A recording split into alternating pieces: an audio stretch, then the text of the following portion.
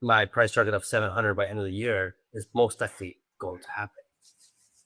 I am not Paris advice. I'm quite bored. I retweeted you, I think.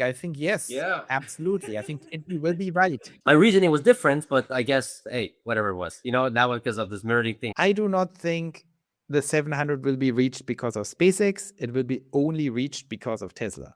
So you think it's going to go to you did say it's going to go to 1,000 because of all this stuff. I mean, At 1,000 would be slightly overvalued, but it might happen. Overshoot. If we get 15,000 cybercabs driving around by December unsupervised, it's absolutely game over. People have no idea what happens. Because if you have 15,000, everyone knows, okay, then you have 1 million. And then once you have 1 million, it's the greatest cash printing machine ever invented. That's right. But I mean, I 15,000 by year end.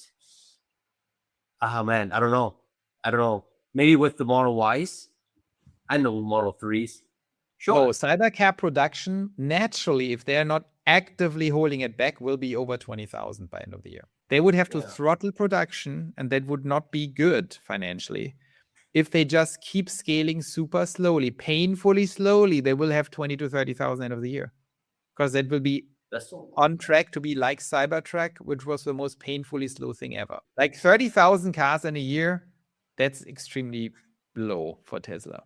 And Cybercab is the most over-planned car ever. Like Tesla has planned the hell out of this thing. So they had way more time than for Model 3. It was planned like crazy. It is a simpler car. Everything is simpler and they had more time. They are basically scaling Cybercab on the minimum amount that is still financially sound.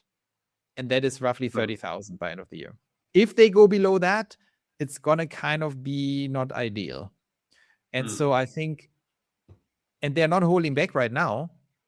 They're going basically decent speed with scaling. So all that tells me, with all the hiring, why are they hiring hundreds and hundreds and hundreds of people for robotaxi operation? They're expanding it big time. So why are they building out all these parking lots and charging lots in Dallas and all over the place? I mean, what's the plan? They're not dummies. Tesla is the tightest.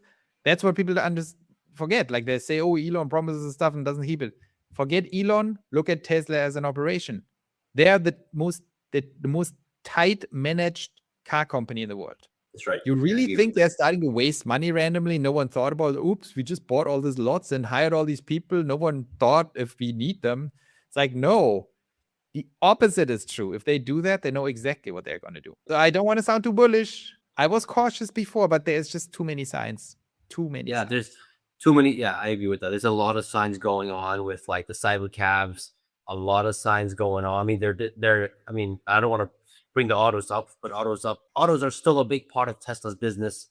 They're doing pretty well. I mean, FSD in Europe, that is also happening on June 30th. I mean, 9 days after Lithuania, we got Estonia. They got accepted. And I mean, if these two Baltics accepted it, Latvia has to do it. Probably it already happened before this video even comes up. So you'll have the Baltics, you'll have a few other... and Czech Republic are already saying like they don't want to be too late. Finland, there we go. Look at it. So, yeah. It's coming. Yeah.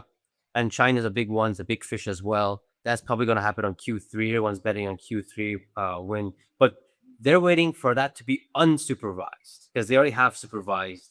I think this is all nice news, but doesn't move the needle. The only thing that moves the needle is Cybercab. Yeah, I agree with that. But I mean, subscriptions, I mean, when you go from, what is it, 1.28 million to let's say 5 million, 6 million. Yeah, but again, the subscriptions are also like the main adoption of subscriptions will also be Cybercab. That will be the biggest marketing thing for FSD subscription. Wait, so do you think they will sell the Cybercab to customers this year? No. There we go. So no, but I'm saying like, if you have Cybercab driving around, that will be the biggest marketing boost for people buying subscriptions. Because then everyone talks about, it's like, oh, I could actually have this. Oh, have you seen the Cybercab? Dude, you have a Tesla. You can buy it. It's like, what do you mean? This is the same thing. You can buy it. I think I'm pretty confident about this, that by end of this year, if they have, as you say, 20 to 30,000 Cybercabs on the road. I predicted this for last year, but I'm pretty confident about this because I'm so bullish on the Cybercab that they will whether it's in December or January, 6 to 7 months from now, they will say, hey, if you want to pre-order the Cybercab, you can do it now. And you'll get it by summer of 2027. It has to be. When I look at what I quite a don't, bit in the US. we will see what happens. But when I look at the financials of Cybercab operations, why the hell would you sell this? Well, look, it makes sense. Like, yes, doing it internally themselves, sure, but they make more margins by selling the car to you and I, because it's the one-time fee. They pay, like $30,000. There you go. They collect the money from there. They charge the FSD. You do the cleaning. They charge you the insurance, and they take 30%. I think if they do that, say, hey, we'll do a shared thing. You take 70%. You're in our network. You never have to see the car. Interesting. I mean, yeah, it's an interesting capital light approach. If they charge 30% and would get rid of the CapEx, it's big business. It's like, I think the margins would be north of like 40% that way. Unlike them doing it themselves, because they gotta eat the cost, they gotta eat the depreciation. The margins would be 90% if they do this. It depends what they do. But if they would just sell the car and just charge 30%, that's like 100%. That's like 95% margin. Yeah, there we go. And then they would have an infrastructure play, maybe, where they build the charging, so like in charge for that kind of. Yeah. I mean, this is a complicated math. They would basically operate the infrastructure, maybe, but they have to. I think they have to do infrastructure, build it out, then sell the Cybercabs and have local people do it, maybe, yeah. But it's like a loss of control. It's not Tesla's approach normally. If they can vertically integrate, they normally do it. I don't know. I don't see it as loss of control. I actually see it like, I mean, they already got, cars that drive themselves now, because this is the only way Tesla can go from 20,000, 30,000 Cybercabs and robotaxis to 1 million in a year. But why? I mean, the thing is, the counter argument, and I'm not saying I'm on the other side. I'm just trying to argue. You're also dealing with self-driving cars. How hard is it to deploy 1 million? Why is it hard? You just go to New York, you buy 3 places where you charge and maintain them, and then you just send them out. They're intelligent. What do you have to do? Not much. Why do you need anyone? Not much, but like, I mean, if you want to include like the Model 3s and the Model Ys, the Cybertrucks, maybe the new models that they're thinking about. The main argument is like, okay, you get rid of the CapEx, you increase margin. Yes. And I think that's the intention. I think that's what Tesla wants to do too. Because what's the risk for Tesla? Because it's like, look, you have insurance, it's self-driving. We're very confident that this thing can drive 100 times better than a human being. So why not just sell the car, get that 30 grand, remove the CapEx, increase the margins, and this thing will be everywhere.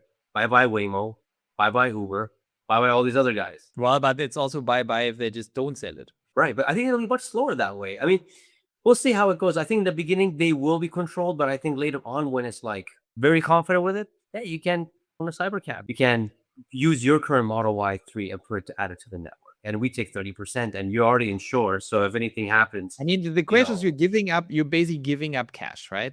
The question is it worth it? So let's say if you own everything, you make whatever, you make per mile, you make 60 cents. That's how I think about it. If you do this, what you're saying, you make 30 cents. Okay. But your margin goes up dramatically because you get rid of the entire cost structure. So in absolute cash terms, you make less money.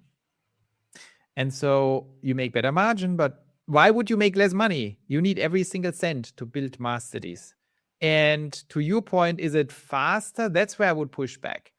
So I think you're right on margin, but who cares? I'm right on cash flow. You make more money if you don't do it in absolute terms at lower margin. And money, who cares about money? Who cares about CapEx? It's Tesla. If they need a few trillion, they just get a few trillion. It's not hard. And so speed, I would push back on you. Like, I don't see any advantage of not, like, it's already intelligent cars. What are you don't need to do anything. Churn them out in Texas and say, you drive to Brooklyn, you drive to Seattle, you use charge in between. It's all, it's all automated. So what's even the problem? Sure, you need to build and operate the maintenance structure, but you need to do that anyway, in my opinion. You can't let this to other people. You could, but I don't think they want to. Like maybe if you argue they want to decentralize everything, including the infrastructure, I would agree. That would save them a lot of headaches. But then the buyer has to do that. And it might be the answer also might be, Pejjy, maybe it's all of the above. Maybe they say, we take New York, we Houston, Dallas is all Tesla. But what about Timbuktu? Like who cares? There. You're in Timbuktu or in Mumbai, you figure it out, or in Kuwait. And then you can figure it out and say, Tesla, I want to buy all these Cybercabs. And I'm gonna get this all done regionally. And then they say for sure, yes, in my opinion. Cities like New York, which is madness there, maybe they want to have more control over just in case something happens. And then in smaller cities, they can say, hey, if you're there, you can purchase it. But I'm at like a 99.99% that they're going to say, hey, anyone can buy Cybercabs except for these cities. It also depends, like, when they ramp, it will take them 2 years to get to 500,000 per year. So what if they can just deploy all of them? Like once, they need the first 100,000, they need the first 500,000. Yes. So they're not going to sell them. Exciting times. Let's see. There's a lot of